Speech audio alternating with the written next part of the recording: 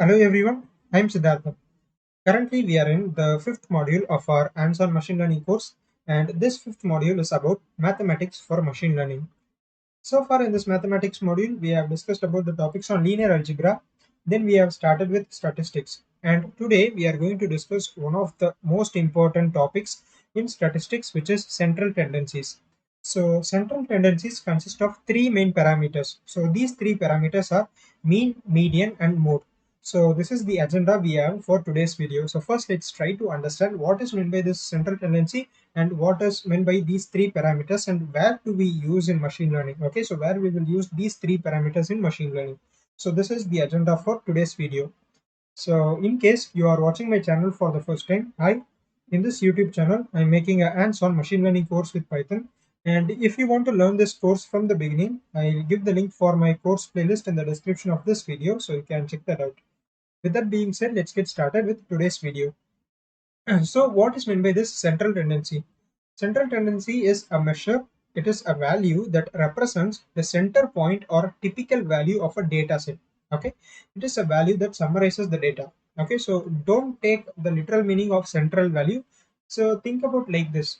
So it is one value that represents your data. Okay, so consider that you have a data set with 20 values, and let's say that you want to represent these 20 values with the help of only one value. How this is possible? So in that case, you can use the measures of central tendency. Okay. So the one interesting example which we all can relate is the GPA. So in colleges, we would have secured some amount of GPA, right? So what is meant by this GPA? So during our academics in college, we used to write a lot of exams, and there will be a lot of subjects, and we will get a grade for each of the subjects, right? And GPA is a one value that summarizes the entire academic performance of a student, right? So it is a measure of central tendency. So, to be more precise, it is a different form of a mean value. Okay, so it is one value that represents the entire data. So here the data we have here is the academic performance of a student. Okay, so that is what is meant by a central tendency, which is it is a summarizing value of the entire data, or it is the central value of the data. Okay, so there are three main types of central tendencies. They are mean, median, and mode. So these three values represents the measure of central tendency. Now let's try to understand each of these values with examples. Okay.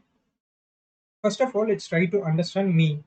So this is the definition of mean. Mean or arithmetic mean is the sum of values divided by the number of values. So mean, we can also call this as an average. So we all are familiar with mean, right? So it is nothing but the average value. So what we do to find the average value or mean value is that we take all the data and we add all these data and divide it by the number of data we have. Okay, so let's try to understand this with an example, and also let's try to understand the formula for mean. So let's say that m is the mean value of a data, and sigma represents summation. So summation of x, so x is the data points that we have. Data points in the sense, if you have a data set and there are 10 values in the data set, so each value is called as a data point. The individual data is called as a data point. Okay, so x represent each of those values. So summation of x means we need to add all those values, and the n represents the number of values. Okay, so if you have a data set with 10 values, so in that case n will be 10. So you will add all those values and divide it by n. So this is called as the arithmetic mean, or simply mean, or it can also be called as the average value. Okay, so let's consider this example. These are the heights of five people. So we have the heights in centimeter as 160 centimeter, 172, 165, 168, 174. So a group of five people. And let's say that we want one value that represents the height of these five people. So a mean value or a central value. So we can find this central value by using mean method. So in this case, we will sum all the values, or we will add all the values. So from 160 to 174, so we have five values, and we add all the values and we divide it by 5, because we totally have five values, right? So that's the reason. So in this case, n is equal to 5, and the result which you get is 167.8 in this case. So this is the mean value in this case. So you just need to add all those values and divide it by the number of observation or number of data we have. So this is all about mean value. And then we have median value. So the median is the middle value in the list of numbers. To find the median, the numbers have to be listed in numerical order from smallest to largest. Okay, so this is about median. So let's say that we have a data set and there are about 9 values in the data set. Okay, so in this case, what we will do is to find the median, we will try to arrange these 9 values in order. So what is the central value? So the central value or middle value is nothing but the fifth value, right?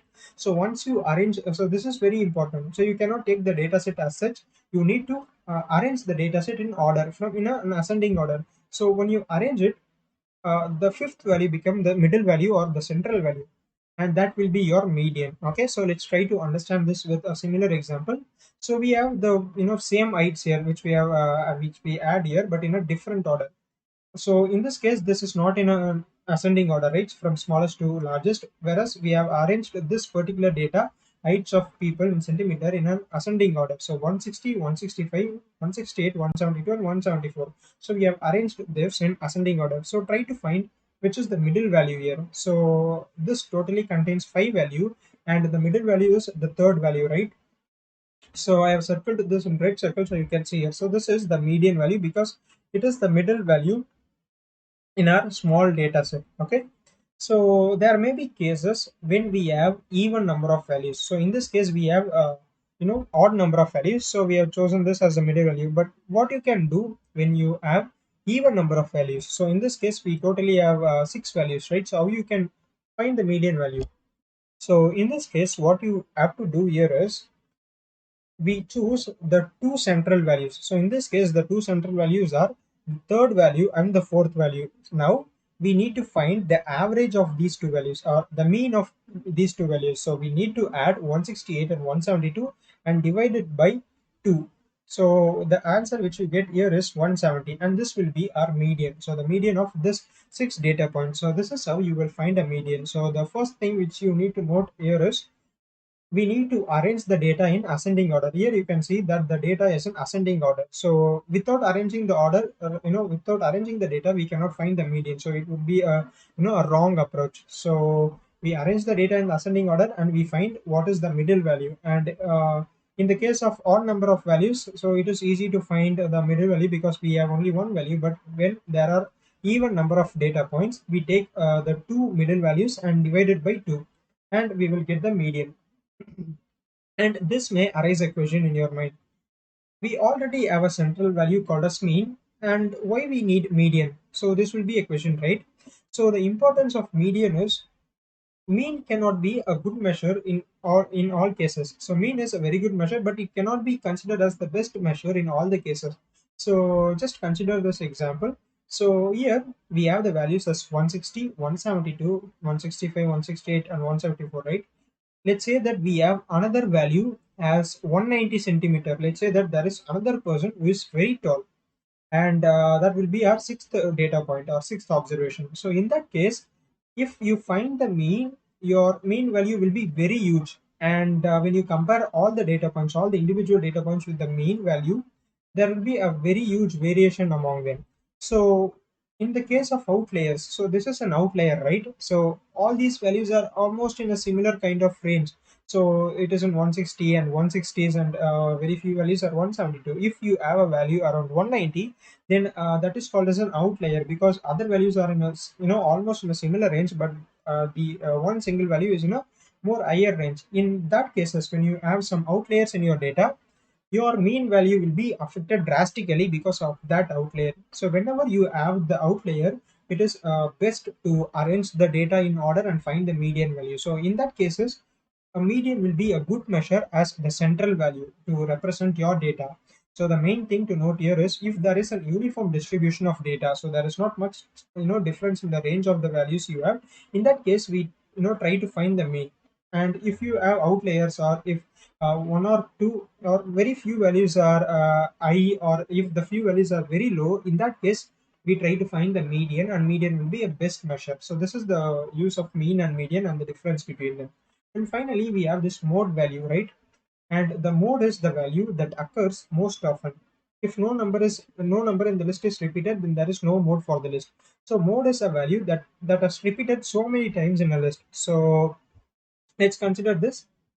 So we have heights of five people, and and in this you can see which value has repeated many times. So we have 160, and 160 has appeared two times in this particular data set or particular list, and we have only one 172, one 168, and only one 174. The value that is repeated most is 160, and in this case the mode will be 160. So this is meant by mode, and mode also has very good importance when we are considering central tendencies. So that will be explained in the next slide, so please wait. And now I hope you are clear and aware of what is meant by mean, median, and mode. So mean is the normal average value that we get by adding all the data points and dividing it by the total number of data points we have. And median is nothing but arranging the data points in order and finding which is the middle value.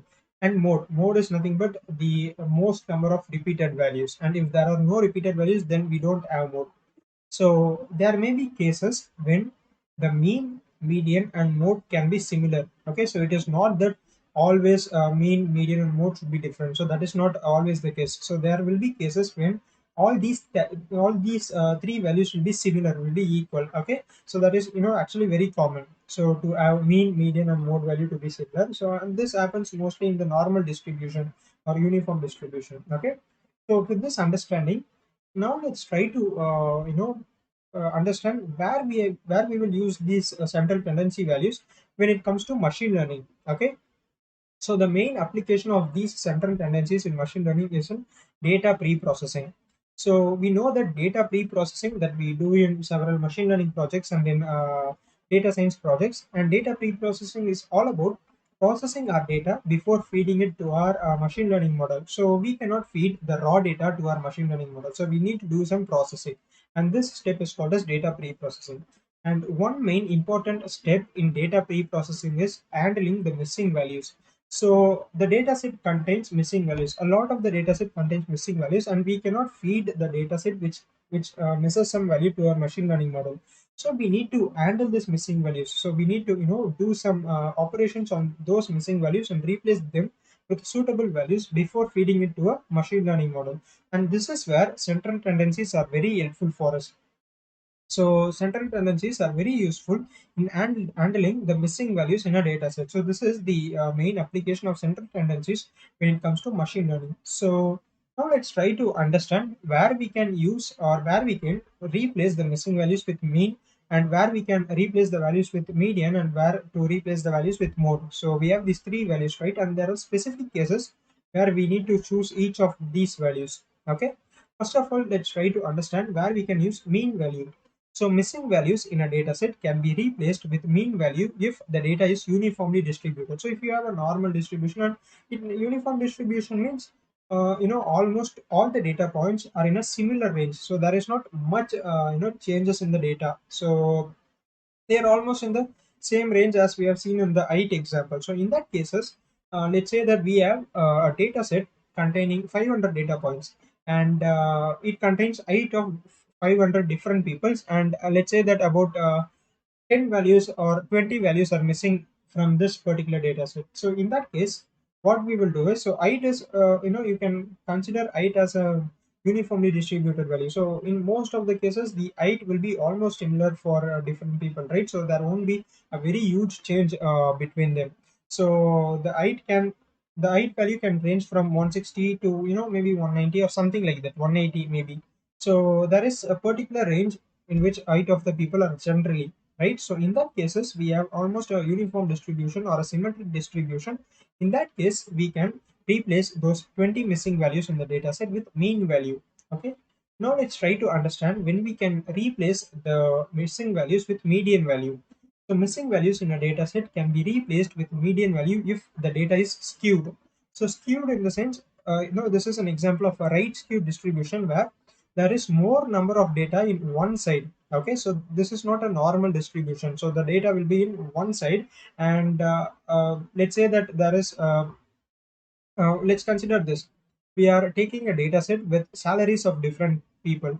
Let's say that a person is making 5 lakhs per annum. Okay, and there are people who are making 5 lakhs, 6 lakhs, 7 lakhs, etc. And there are very few people who are making money of about 20 lakhs per annum or 25 lakhs per annum. So those people with 20 lakhs per annum and 25 lakhs per annum will be in this particular spot, and the number of people earning that much will be slightly less, and the number of people earning in the range of 3 lakh, 4 lakh and 5 lakh will be more. And this is the curve which you will get if you plot such kind of data. So if you check the distribution of such kind of data, so it will be a skewed distribution.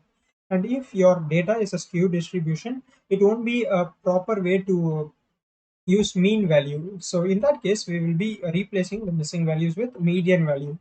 And then we have mode. So mode also in missing values can be replaced with mode if the data is skewed. If the data is skewed, we can also use for mode values as well. And the another main application of mode value is that if there are some missing values in the categorical column. So categorical column in the sense they contains categories or classes. So you can think about it like the gender of a person or color of a ball and something like that. So they are just categories and not numerical values. Whereas we have discussed the numerical values in the case of mean and median, and we cannot find mean and median for categorical values. We can find only the mode. So mode is nothing but the most number of repeated values, right? So when categorical values are missing in a data set, in most cases we use mode. So these are the three cases where we will use these central tendencies. So these are the details which I wanted to share with you regarding the central tendencies in statistics and the central tendencies that are helpful in machine learning. So I hope you have understood all the contents covered in this video. So I'll see you in the next upload. Thanks for watching.